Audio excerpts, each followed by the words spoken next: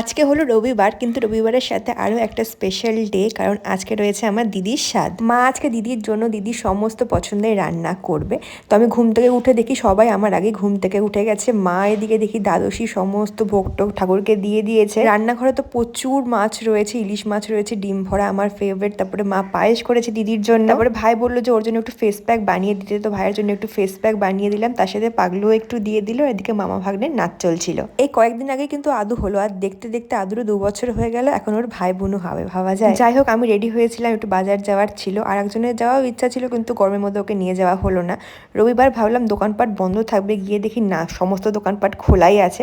তো যেগুলো টুকিটাকি জিনিসপত্র নেওয়ার ছিল তো সেগুলো নিয়ে নিলাম। আর ওই দিন এত গরম পড়েছিল তোমাদের কি বলবো। সেখান থেকে কাজ হয়ে যাওয়ার পর চলে আসি বাস স্ট্যান্ডে। এখান থেকে তো আমরা ফুল নিই, তো এখান থেকে ফুল নিয়ে নিলাম। আর তারপরে যাচ্ছি এখন কেক আনতে। কেকটা আমি অর্ডার করেছিলাম কোয়েলির থেকে। দিদি বেশ সুন্দর কেক বানায়, প্লাস দামটাও ঠিকঠাক নেয়। তাই বাড়িতে কোনো অকেশন হোক বা এমনি কেক খেতে ইচ্ছা করলে দিদিকেই বলি কেক বানিয়ে দিতে। তারপরে বাড়িতে চলে আসি, আর এখানে পাগলু হচ্ছে কি ডেকোরেশনের কাজগুলো করছিল, দিদিও সাজতে বসে যায়। আমি স্নান করতে যাওয়ার আগে দিদিকে আলতাটা পরিয়ে দিই। আজকের ভিডিওটা এতটাই, কেমন লাগলো কিন্তু বলো। ওকে, বাই।